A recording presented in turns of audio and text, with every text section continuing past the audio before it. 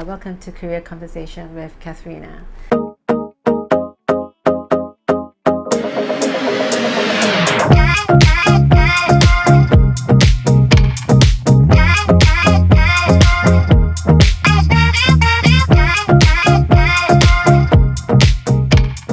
So I want to share with all of you that we all have heard the latest news that is LinkedIn has recently made 9,600 people redundant globally.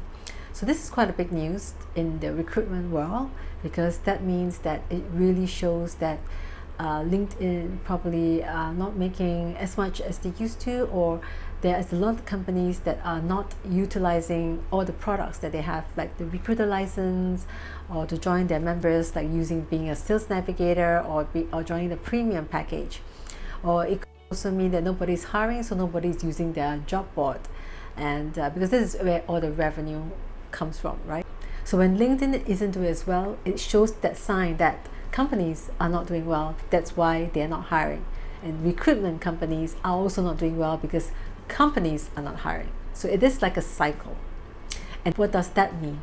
That means that more people are going to be losing jobs, and that means that there's going to be more people and a lot lesser jobs in the market.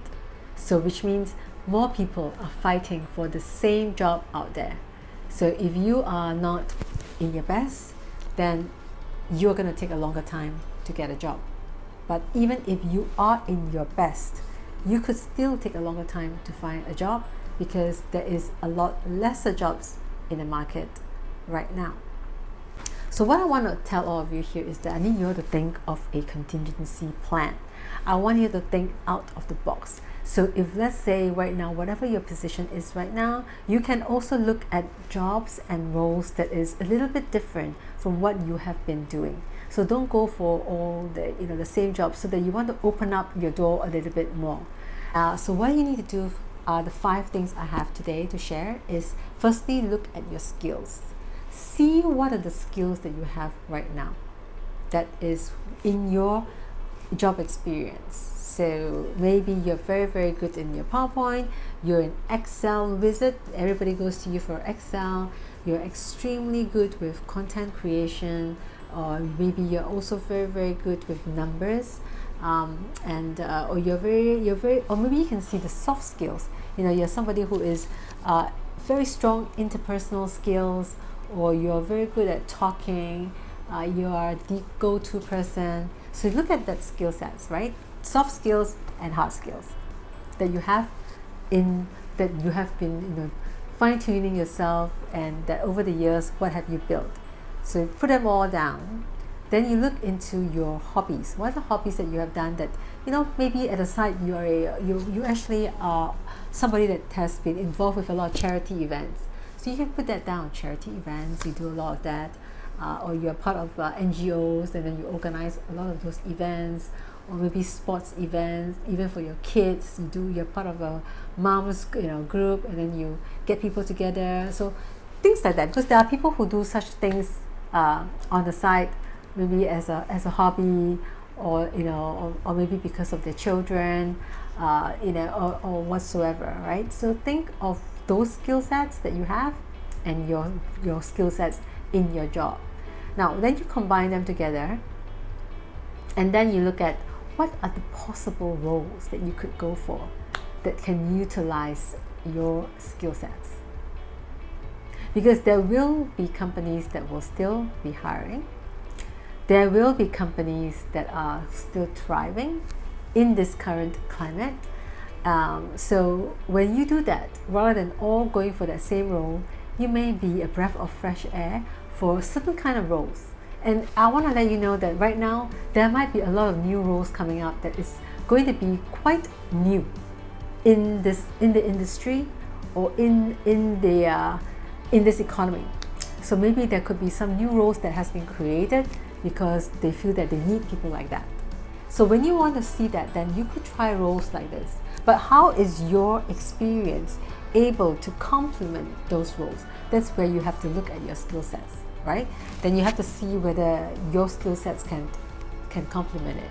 And that is what I want to share with you. Like when you look at your skill set, look at it thoroughly and see things that you could do. Let me give you for example.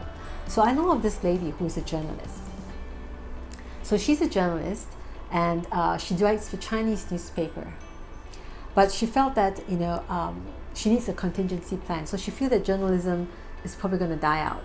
So she wants to see whether she can find a contingency plan. So she started to actually find somebody who can help her, a coach. And then what she did was she started seeing that she's very good at writing, right? But you're not just writing. Journalists must know how to write to get people to read. So that's why the readership, the number of readership shows whether they are a good writer or they're not. So she's very good at that. She's very good at reframing things, reframing her thoughts, reframing how she writes a story. So what did she do in the end? She went into sales coaching. She now is a sales coach, whereby she works with women to help them, to coach women how to close deals in their business, how to be successful in that way. And she was a journalist. Can you see how she used her skill sets that could actually help her? But of course, she went to take up some courses and stuff like that, to kind of like, to give her that upper edge, to get there.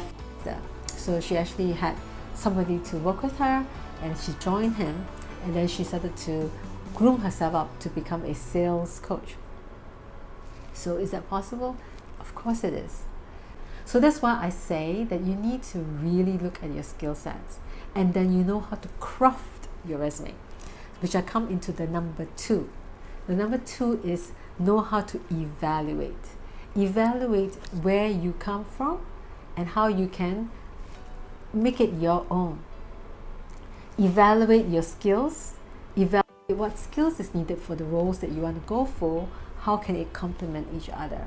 How can your experience complement that role? How can your past experience complement that role? And how can your soft skills complement that role? So these are things that you need to evaluate and then mark it down. And then when you do that, you have a very clear picture. Then these are the kind of roles that you can go for. It's very impossible, right? Let's say you are a dentist, and then you want to apply to become a doctor. It doesn't go. It doesn't complement each other. It's quite different in that sense. Or let's say you are an accountant, or let's say you're a secretary, and you want to go for a accounting role. Again, this two there's no complement. You can't complement this two. There's nothing that is commonality between these two. So you have to find a common ground. You have to find something that is, you can pair it with. Like when you drink, so you eat certain food, you pair with certain wine. So you can pair it with that can allow you to go for other jobs as well. So for example, even me, before I actually got into recruitment, I was a legal executive for a few years in Singapore, and what I do is I'm a back support role. So I work with the lawyers, I help them with all the legal papers, the documents, and but I got into a recruitment role. I had no experience, and that is because of my soft skills. I come across as somebody who's got the language skills, the interpersonal skills. I come across as a bit of a hustler to them, and then I'm pretty confident of myself, right? So and at the same time, I also am. I'm in the back support, so if they want to hire me for back support roles, I know what is it all about. So I could complement my skill sets to recruiter role, and that's how I got into that job. So never think that you cannot pivot, because I've seen many people have pivot in their roles, and it's a matter of how you project that out. So you need to evaluate that. You need to have the skills. So the number 3 skill that you need to have is you need to start doing more research into the industries that you want to go for, research into the roles that you want to go for. Really do a lot of research about it, because only when you do research is it, then when you write your resume and your LinkedIn, you know how to do it in such a way that it's be off to your advantage. Because if say you want to go into an industry that's completely different from what you have been going, you need to know how to speak their lingo. You need to be in alignment to their thoughts. You need to be in alignment to the kind of language that they use. So when you are applying for that job, you need to write some stuff that is what the kind of words that they normally use, the buzzwords that they normally would use. Because when you do that, then they feel like, oh, we are the same kind of people, you know what I mean?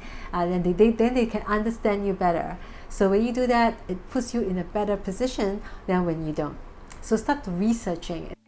What can you do to tweak your resume to their kind of industry or the kind of role that you're going for, and then look into articles and stuff and see what are the things that people talk about. Maybe you can put one example, one project that you've done that is kind of in alignment to that kind of role that you're going for, and how you can you are able to use your skill sets and be able to take up a role like that, and that you're going to be an asset to the company still.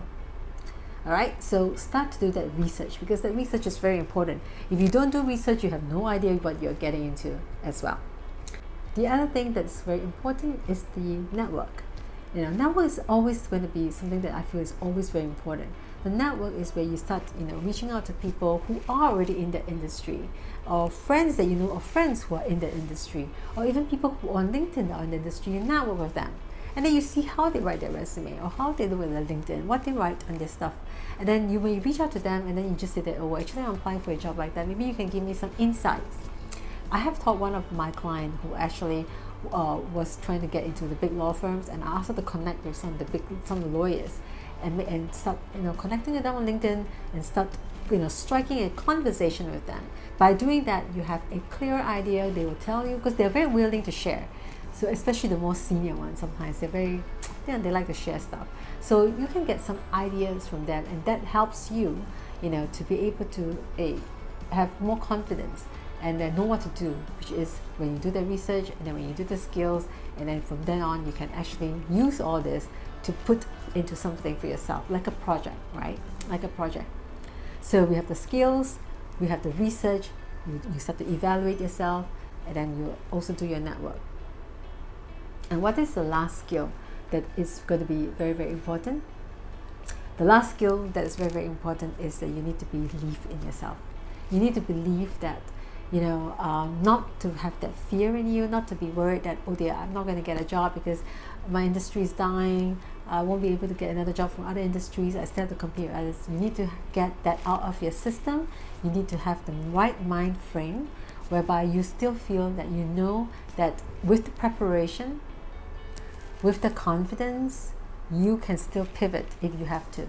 You can still pivot into a very different role, but still complementing your skill sets. You can pivot into a very different industry, and you can still be able to do a good job with them. Because companies sometimes may like people like fresh out of the oven, a little bit different from themselves, coming with a breath of fresh air. Somebody that's a little bit different from them could maybe add some new ideas to them. So you need to show them that you have all that. Okay, so these are the 5 things that I want to highlight today, that if you have to pivot in your career, because by having this you're more prepared, and then you're closer to getting to your goal. Alright, so I really hope that you enjoyed today's video. As always, I would appreciate if you will like, subscribe to my channel, and comment, so that I can do more videos for you for future. And this is Catherina. I'll speak to you guys again. Take care and stay safe. Bye.